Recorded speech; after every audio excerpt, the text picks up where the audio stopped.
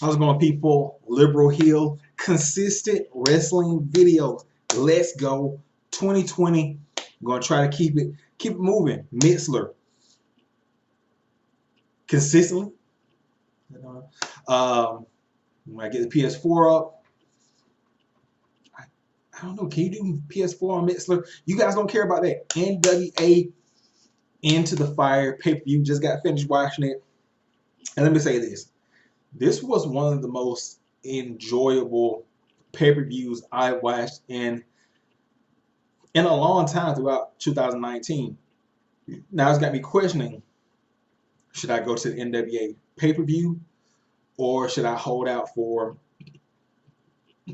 the New Japan tour, well, the end of the tour that's happening in February, because they're basically like a week apart. NWA happens the 25th of January, and the NWA, not the NWA, but the New Japan happens the following week. And Atlanta back and forth. I just want to go to one show and then hold it down until the summertime. Stack the cheese up, stack up more cheese, stack it up, stack it up, stack it up, and then to concerts. Go there. So I'll make a decision, but I'm leaning now into NWA after what I saw on Into the Fire. I'm gonna say New Japan. They're gonna have to pull out the big toys, the big boys, whatever. I don't want to see anyway. It's not about New Japan. It's about Into the Fire. So let's go to where it starts off at. Make sure here. Oh, you had Eli Drake defeating Ken Anderson in the opening match. Really good match. Eli Drake, talented guy. Mr. Anderson, also talented, but Eli Drake is just that dude. It's basically like, how can I say this? A mirror image, but Eli Drake is the younger performer. I think, yeah, just an overall decent match. Eli Drake gets the win with a pinfall, clean pinfall in the corner. Then moving on past that, you had Nick Aldis coming out, and he was talking about how he's going to take James Storm into the deep abyss, the deep water for the NWA title. And then he said, because he sent Camille, home or whatever, because he wants to prove to everybody that he's the real world champion. He doesn't need her help or whatever. So moving past that, then you had, let's see. Oh yeah, you had I forgot this girl's name. Tasha Steelz versus Thunder Rosa. Thunder Rosa ends up getting the victory. Pretty much, Thunder Rosa gonna control 90% of this match. She wins with a double stump to the back. And then, who was it? I forgot the girl's name. Ashley Box or something like that. She came out, tried to help Tasha Steelz at the end of the match, and she ended up getting her arm dislocated by Thunder Rosa. And that it plays into the women's tag match, because Ashley was supposed to be the tag partner of the NWA Women's Champion. Pinkies up, pinkies up, pinkies up. Sienna, not Sienna. Although it is her. Allison Kay. Allison Kay. Allison Kay. Moving past that. You had, I don't even know how this came about, because I haven't been watching the NWA television shows, but the last one I watched, they had this guy on there for promos, whatever, called The Question Mark. And I guess he finally made his debut on the weekly television show, and somehow he's become aligned with Aaron Stevens, and they've got this weird heel face dynamic. The crowd loves The Question Mark. They hate Aaron Stevens, and Question Mark comes out for a match, and Aaron Stevens is behind him in a gi, and Aaron Stevens says that he's become the trainee of the question mark and is studying Mongolian. It was something along that lines, karate, and then they have the question mark singing the Mongolian national anthem in this weird gravelly voice. I don't know who is this dude, because it's like who is this question mark dude? Like, this is hilarity. Question mark wrestles. Oh, he wrestles. I've got this dude's name again. I'm like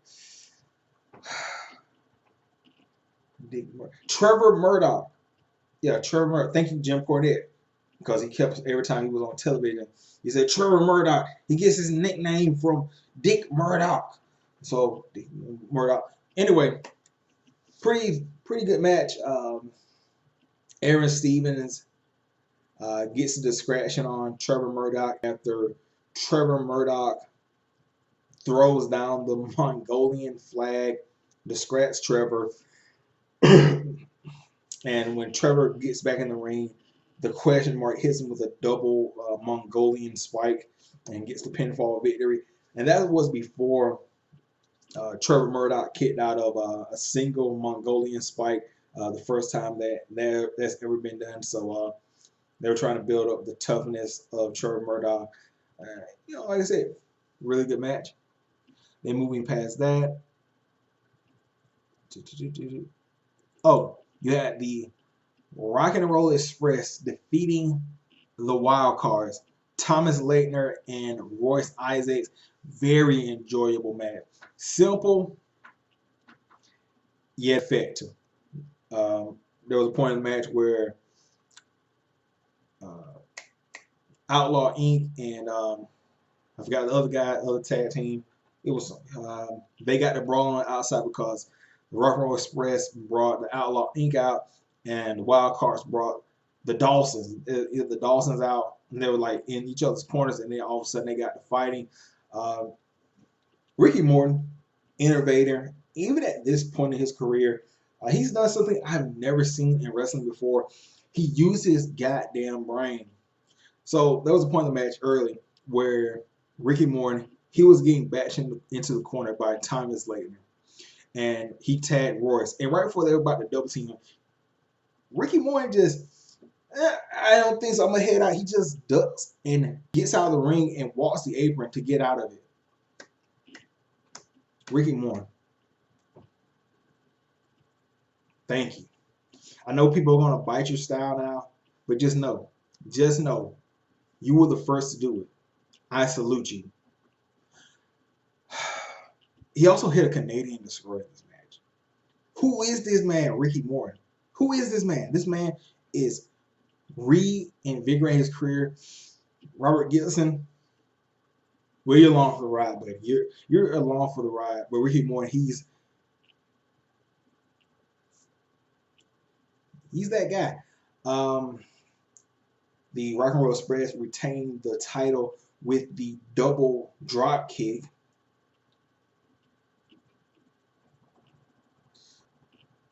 On I think it was Royce. I mean, is that their finisher from like the 80s? I got a double drop kick. Well, don't think about it. Don't think about it. It was a double drop kick. Double drop kick. All right. So moving on past that, like I said, very enjoyable match. The next you had Eli Drake coming out and cutting. Wow. This man with the microphone is just, it's amazing. So first of all, he gets in, he talks about James Storm, and he says that he's in the James Storm camp because he believes he's next in line to face Nick Aldis for the title. And he goes on this thing about, you ever pumped gas before? And did you know that if you pay for it with a credit card, if you don't type, do you want a receipt or not, people can come by and just pump your gas? I didn't know that. I did not know that. I don't know. Anyway, he says that no matter who was at the top of NWA, people know that he's the star. And by not, I guess the point of it is by him not having the title and being the guy at the top, the rest of the superstars are pumping his gas, stealing his machismo, stealing his spotlight. And nah, it's not going to happen. He's the only one that gets to pump the gas. It's a really excellent promo by Eli Drake. He gets blindsided by Mr. Anderson, gets attacked, chair around the neck into the post, and then a mic check into the chair. That was all fine. But damn, Eli Drake taking bumps in Jordan 1 Think 16s. This man's taking bumps in $8,000 resale shoes. This man is a legend. Bumping in those, yeah, you might have guys, bumping in Christian Vuitton, Gucci shoes.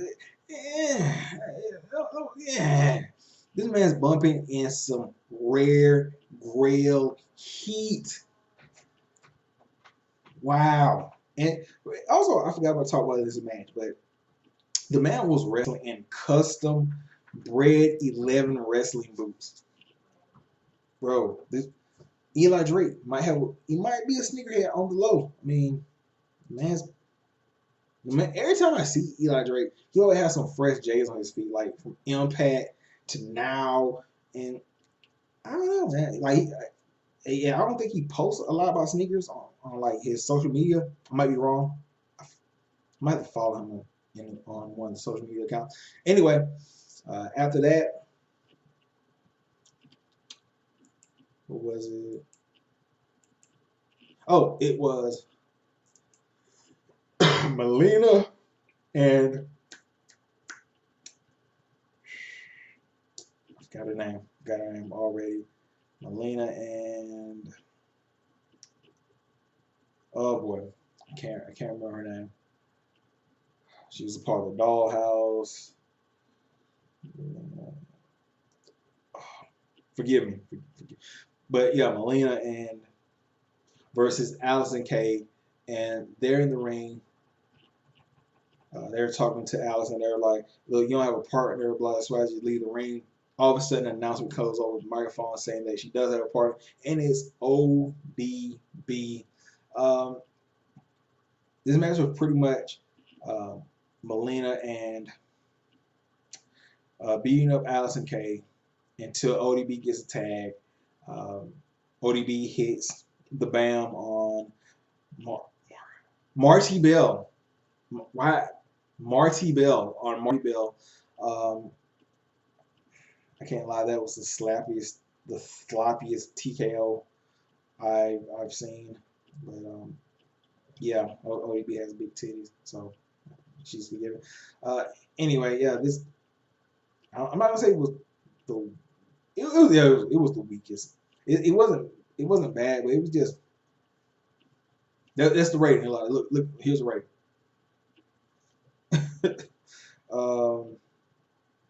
Yeah, that's pretty much it. Moving on past that.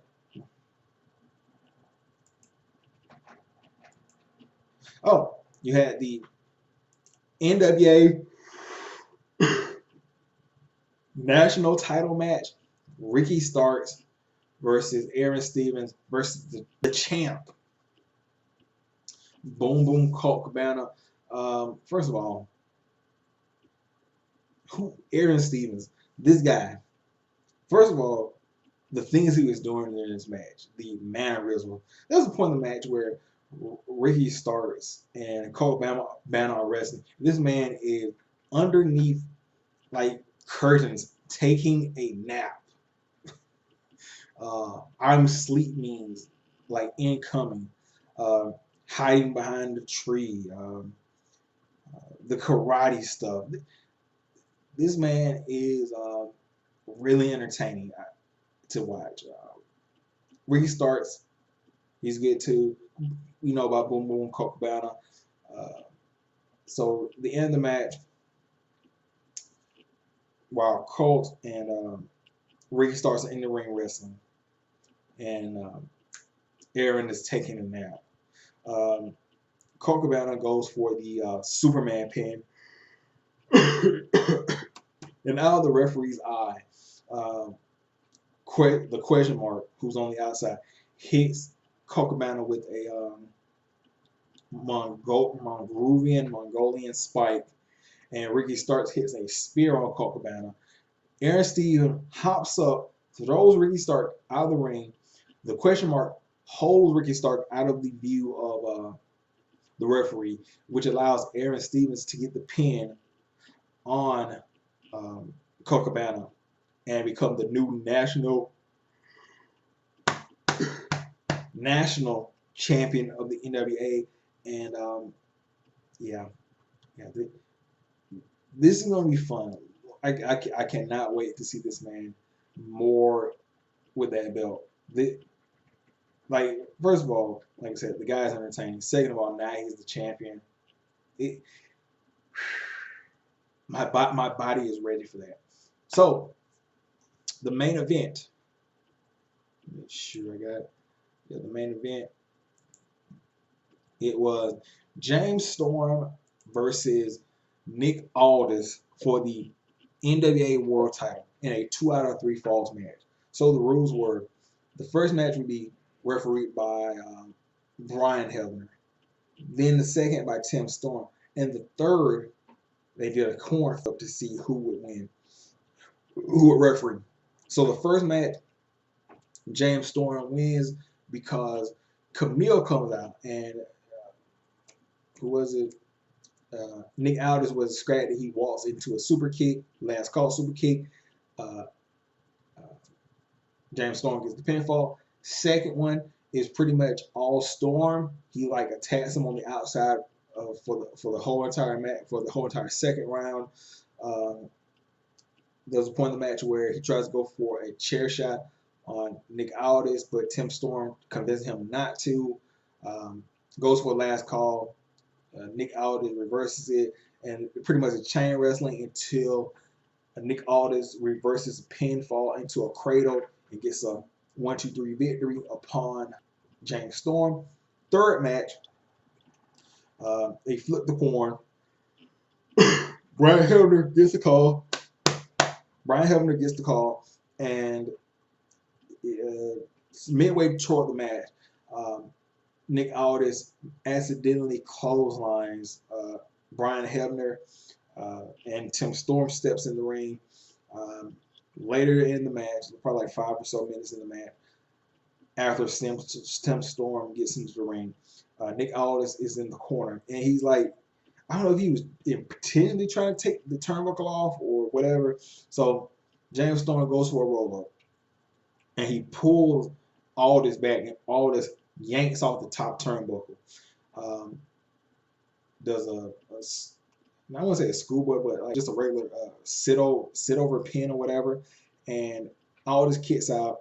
James Storm launches head first into the exposed steel. He's out cold. I'm talking about not moving whatsoever. Aldis goes for the Texas Cloverleaf. Texas Cloverleaf, and he's out cold while in the Cloverleaf. And Tim Storm, he's like, hey, you got to say something, blah, blah, Swazi, you got to say something. And he calls a match for Nick Aldis, furthering the James Storm narrative of, hey, you guys are against me, blah, blah, Swazi, Tim Storm, you weren't supposed to be in there, da, da, da, da, da. You might get Tim Storm versus James Storm at the next pay-per-view or whatever. Then it also keeps Nick Aldis safe or whatever, for, he won legitimately, although I don't know if he was, he did that on purpose, taking the steel off. Either way, it still made Aldis look strong by winning. Then he's over cutting a after-ring promo, after-match promo, whatever you want to call it, and he says that, it's not just his ring, it's everybody's ring, and the NWA, it allowed him and James Storm to show that they're men, that they're true wrestlers, true professionals. And he says that he doesn't think there's a man on earth that can beat him for the NWA World Title. The lights go out, and it's the villain, Marty Scurll. Um, really surprised, man. Like, is he still on the contract with Ring of Honor? He just like branching out. Um, is this a one-off thing? Is he there for like a while? Is he?